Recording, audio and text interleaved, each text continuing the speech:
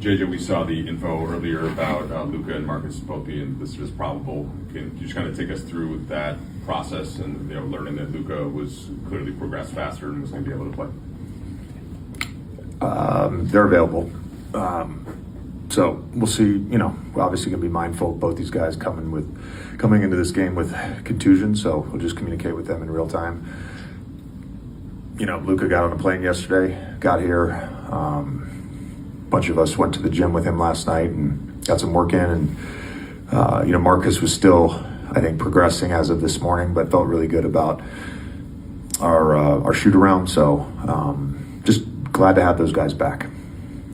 You won two tough road games, obviously without Luka, and found that you were pretty impressed, I guess, by the play. Just what does having him back, though?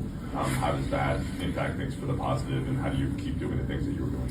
I look at it this way: nothing's going to change for us. We have to start with playing hard. What stands out most about Memphis when you look at the film so far this year? They've had different iterations of their offense over the last season and the start of this season. Didn't run a lot of plays last year, very concept-based. Then after they made the coaching change, started running more pick and rolls. Running more stuff this year. I think their loop set is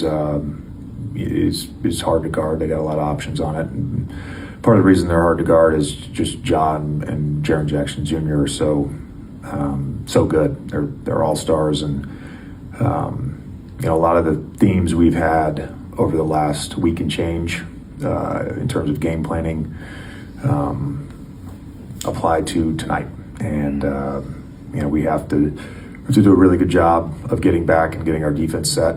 Ja is so dynamic in transition, in early offense.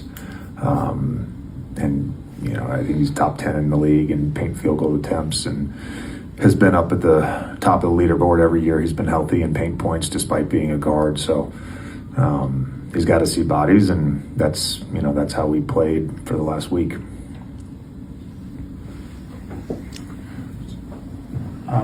Who you guys start tonight next to presumably Luka, Austin, DeAndre, and Rui? We'll see. You're maybe get through all four first before you. You'll know at 30. In our conversations with DeAndre, he seemed particularly excited for the success he's helped create for others. As you guys are kind of integrating him into your culture and what you want to do, how have you felt about his selflessness to this date? Yeah, I think for so early in the season, he's really understood the value of his screening and the value of forcing overs for our guards, both on and off the ball. I just think he's done such a good job. And the partnership that I've talked about earlier this week with AR, with Luka in the two games he has played in,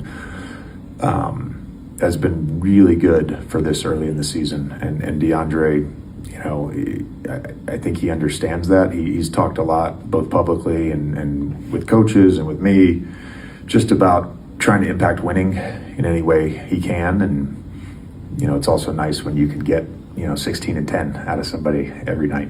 Well, that's the other part of that is that, right? Like, he's a player who's so talented that you could, and is probably defined success as these, double games and stuff like that. But for him, has that been a constant conversation as to like the other ways to impact winning that aren't maybe box score stuff? With all our guys, if they're doing things that impact winning, those things are constantly being acknowledged and reinforced. So it's no different for DeAndre. But again, the early buy-in on that has been awesome. Luka and AR are both so elite on ball. How can they help one another when they're on the court together beyond the idea that if they're off ball, the defense has to pay attention to them? Yeah, I was talking with Austin earlier, and he was saying, we were talking about his minutes because he brought up some game last year where afterwards on the bus I was like, am I playing you too many minutes? And he said, with Luka back, I can actually play more minutes. I know that sounds counterintuitive, but his minutes are different, and Luka's minutes are different because the responsibility of shot creation can fall on someone else. And it's not a my turn, your turn type thing. They're going to play within our system, but it does ease the burden a bit for AR, and it does ease the burden for Luka. JJ, you talked about kind of like the competitive spirit that this team showed, especially against Minnesota, the progress of that, the way they stay together in tough moments. Like, it's still only 5 games into the season. Like, how impressed are you, or maybe surprised? Maybe I don't know if surprised is the word, but just like the progress. Pleased. Pleased, yeah. There's certain things that we are doing right now that we did not do until mid to late January of last year, and that is really exciting as a coach. Doesn't mean that those things, the effort, the communication, game plan execution, that doesn't mean those things aren't going to wane at times throughout a season, but the fact that we've had 5 games and, opening night is opening night. Like those nights are always going to be a little wonky in Golden State. I've talked about it. They make you play a different way. I think the other 4 games, like we've established that. Can we be better? Yeah, we're going to look back in 2 months, 3 months, and say, "Oh, we played hard then, but look at us now." So we're still building on all those habits that we've talked about since day one. You talked about DeAndre screening and the value that's brought. In one of your earlier answers, what makes him such an effective screener? I mean, I know he's a big guy, but not every big man, not every center is effective as a screener. Well, when you talk about a partnership, it really does come down to both parties doing their job in a pick and roll, and it's the patience of the guard, and it's the big reading the screening angle and reading, his own defender. Is he up to touch? Is he in a shock? Is he in a blitz? Is he in a deep drop? And sort of dancing together. I know that's maybe a little weird, but it really is a little bit of a dance and pick and roll, and DeAndre's been a good dance partner so far. Kind of following up, this is related, but I know last year around this time, the talking point was that you guys weren't running a lot of pick and rolls traditionally. Personnel's changed, bring Luka in, also run a lot of pick and rolls. Just how much went into this offseason with the offense just looking differently than it did going into the last year, if that makes sense? Yeah. Some of it was trying to try something different, and with some encouragement from other stakeholders. And some of it was trying to get, AD is the hub, LeBron a little bit off the ball. And that initial group, the offense evolved a little bit in those first 2 months. Then it evolved more once we had Dorian, and AR became the primary ball handler. And then it was like, 2.5 months of just trying to figure it out on the fly. So going into this year, I felt like we need to play to the strengths of our best players, and we certainly attempted to do that last year.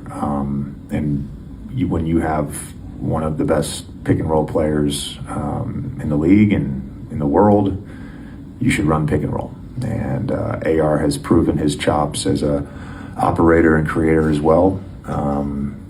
I think there's a lot of stuff that we will eventually get to with LeBron.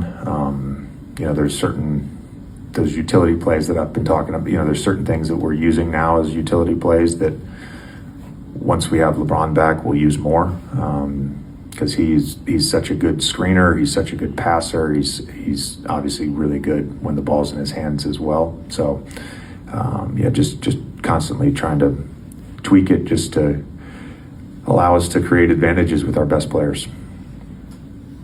Jake LaRavia, former Grizzly. What have you seen from him on both sides of the ball as he's been integrating into this team? Well, he had a fantastic game the other night, and I know a lot of a lot of the praise will be for the offensive end and the way he shot the ball and scored the basketball. But really, two of the last 3 games, he's been awesome defensively. And I thought, he was great in both Minnesota games on that end. I mentioned the deflections post game, but it's funny. We were rewatching or showing the guys, the defensive edit yesterday before we left Minnesota, and you just watch him and like if he's supposed to be the low man, he's going to be the low man. His defensive awareness quickly of our schemes and all that stuff has been really good. Our greens, our shifts, all that stuff.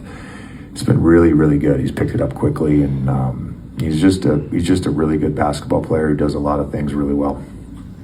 JJ, you I think alluded to some of the reasons, but the drive numbers for Luka and Austin are way up. Only a couple other players in the league that are doing it as much and as efficient as doing so. Is there a way to summarize kind of what you've been seeing there and how important that is to the offense?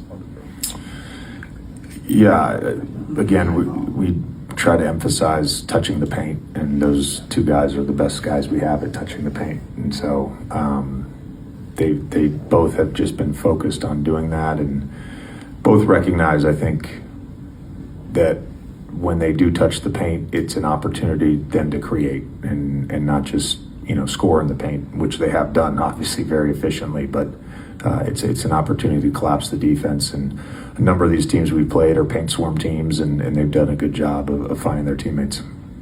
JJ, the NBA sent out a tweet earlier today that had one of probably the signature moments of your career, which was when you walked into the arena dressed up as Emmett from the Lego movie.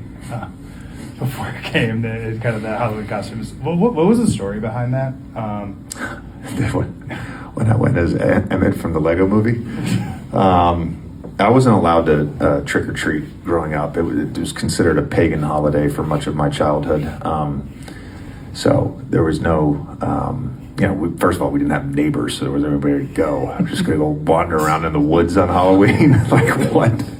Seen a Halloween movie like that. Well, I gotta walk 2 miles uphill and downhill in the snow to get to the school bus. So, anyways, first year in New Orleans, we went down to State Street, in sort of uptown, and we were all dressed as Lego character movies. My family and I. Unfortunately, I can't do it this year, but we've been thematically dressing. We've gone as Super Mario Brothers characters. We've gone as the Avengers. We did the Flintstones one year. Full garb. My quads, I was still an active player. When I was Barney, it was really nice. But I was just trick-or-treating, and I just was like, I don't know, it was the end of my career, and I was like, I never do anything. Like, I never got to wear a headband. I never wore neon shoes. And so that year in New Orleans, I was just like, I'm just going to do stuff that I've always wanted to do. And so I've always wanted to go as a character for Halloween. So I wish I had worn the pants. I had some jeans on, but the Lego hands were problematic. Thanks, Coach. Yeah.